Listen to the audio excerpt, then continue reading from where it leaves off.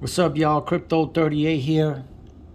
Going to do a short video of the crypto market and of something else that I came across a while ago, but I'm just going to share it now. But as far as Bitcoin, I haven't been really doing videos. It has nothing to do with me bailing out, me being afraid, thinking Bitcoin is going to go down just because the price is going down. No. I believe strongly that Bitcoin is going to be here for a very long time, and it's only a matter of time before the price goes back up. All this FUD, all this stuff you're hearing about Bitcoin crashing is exactly that, misleading people into trying to get them to sell their Bitcoins, maybe because that person didn't get into it and they see the prices skyrocketing and he feels like a fool now. And so he wants everybody else to join in his misery, so he wants you to sell your Bitcoin, right? I'm not selling anything. What I'm doing is dollar cost averaging at the times that I see fit on the chart. So instead of getting in and out, which creates a taxable event, what I learned is the best strategy is to buy and hold. Very simple. You buy, you hold it for a while, and don't take it out unless you really need it. If you really need it, need to go run and buy some milk, need to go pay some bills, and you ain't got no other money, and the only thing you have left is what you invested in Bitcoin, then yeah, of course, that's what it's there for. Then you sell it.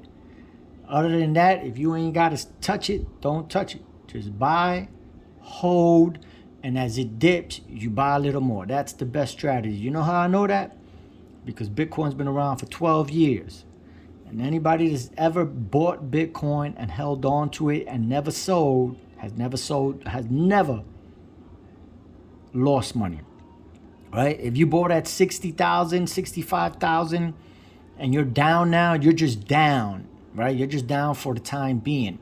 But as long as you do not sell, you're not going to lose, right? Just think about the people that bought when it was at 20,000 and then it went all the way down to 3,000, right? Whoever held during that period, they didn't lose no money. They're up right now because it went all the way up to 65,000. It's down to 34 now. But if they bought at 20,000, they up right now. And so that's my point. Anybody that buys and holds in the long run, if Bitcoin going up every year by 200%, in the long run, you're going to be fine. It's when you get in and out that it becomes a problem. Not only it becomes a problem because it becomes a taxable event, and Uncle Sam, of course, wants every little money that you make, they want it so they could go build more military machines, right? Make themselves more wealthy, right? Because that's what they do.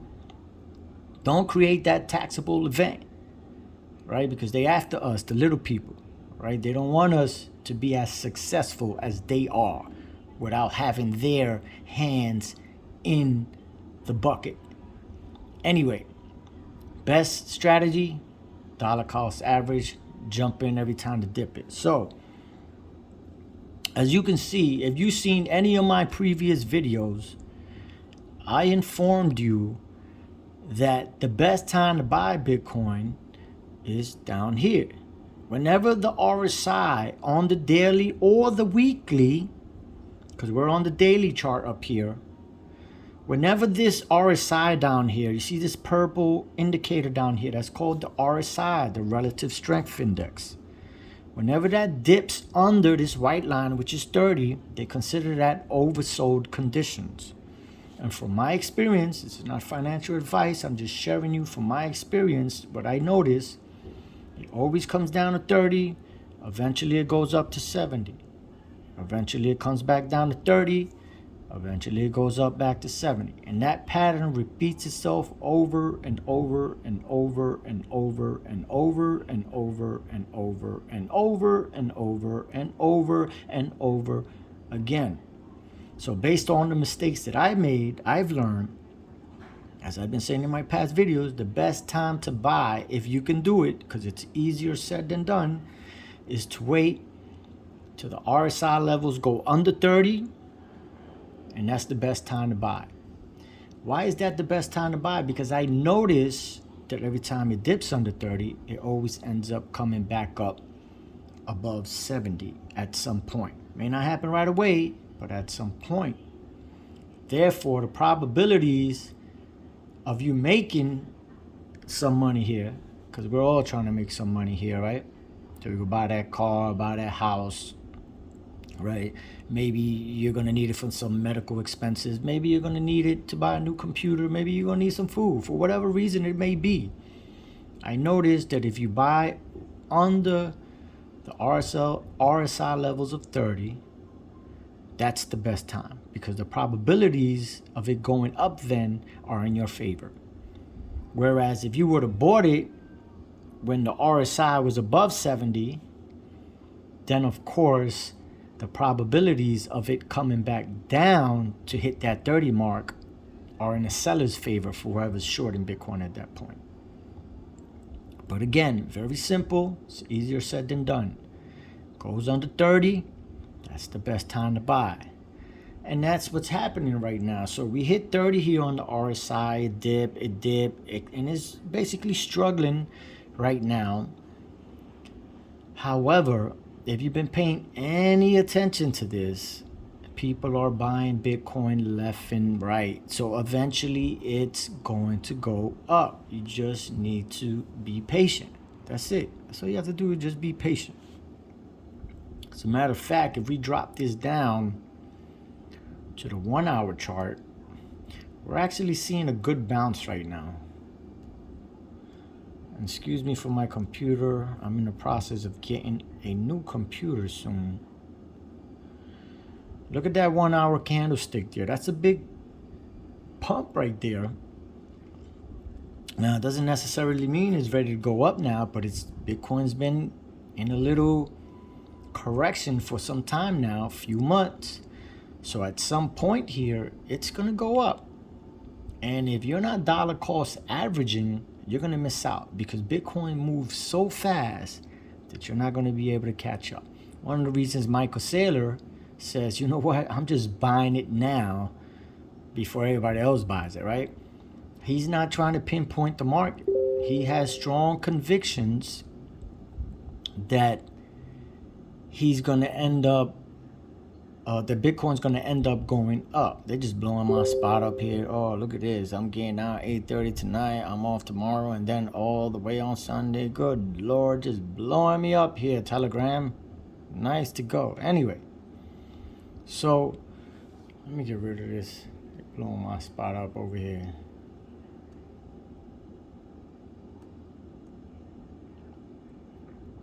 So as you can see, we're getting a bounce.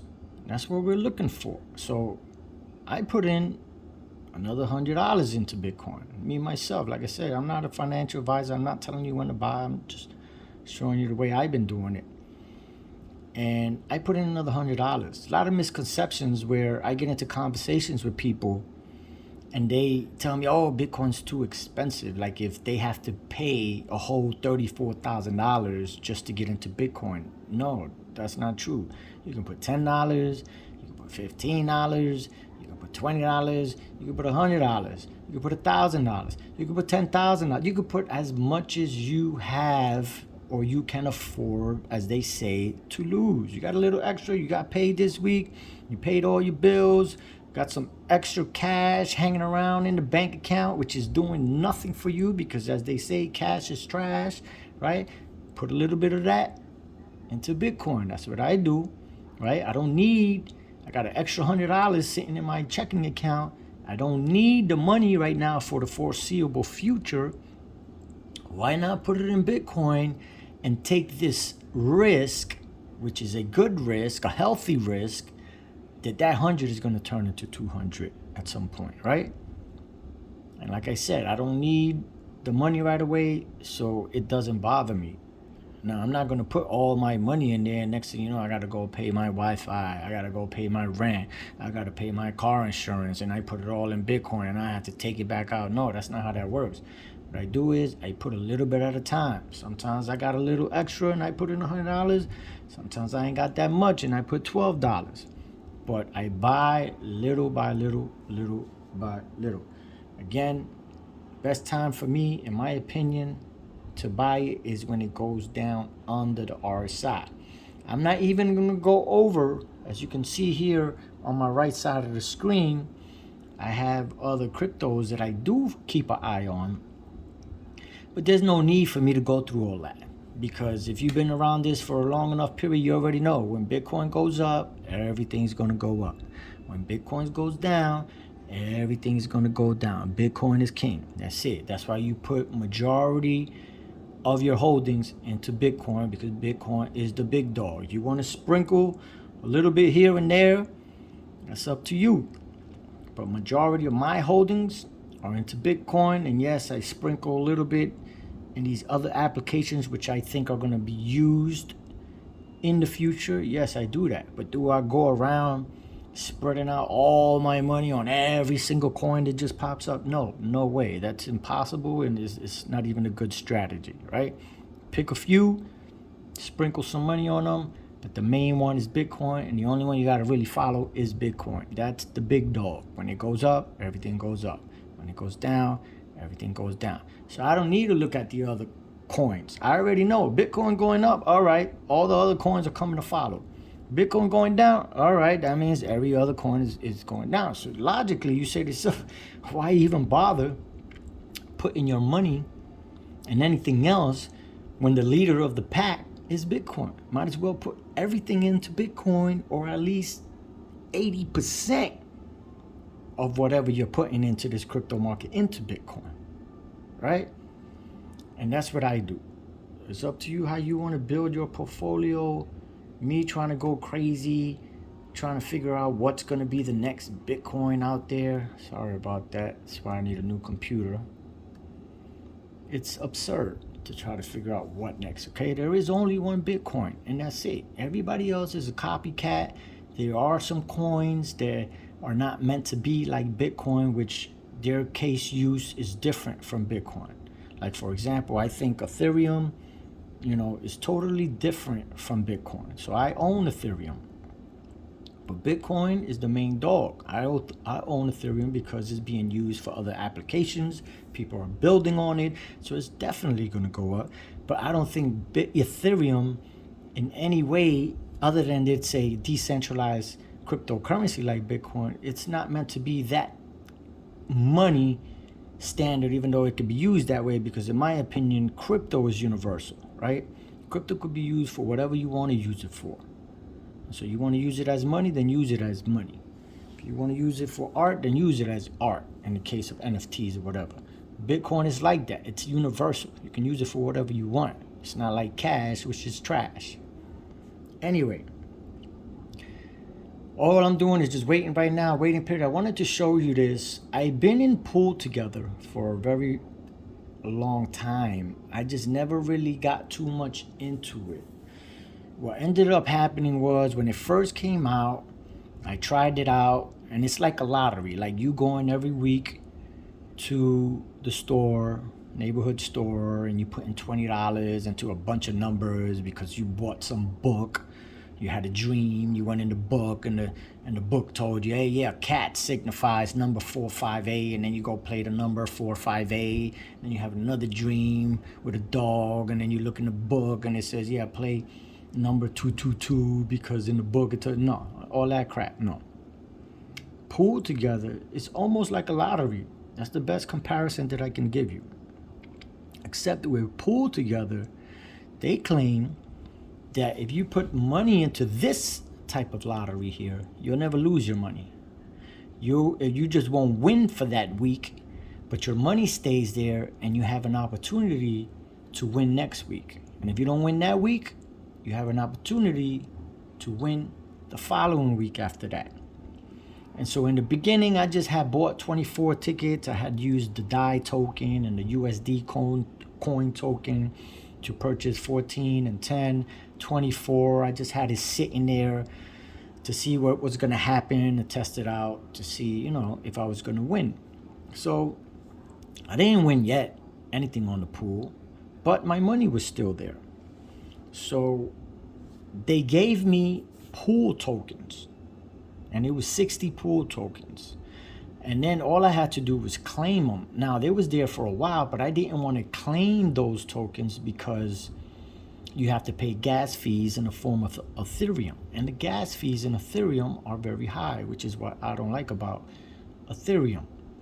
So if you're going to make some type of transaction dealing with Ethereum gas fees, you're better off waiting until it's a big chunk of money before you do that transaction. Otherwise, you're going to pay high gas fees. And the reason everybody's into crypto is because they want to pay low gas fees. For that, we just stick to Western Union and TD Bank and Chase Bank if people are just going to rob us for these high gas fees, right? But anyway, so finally, I decided, you know what?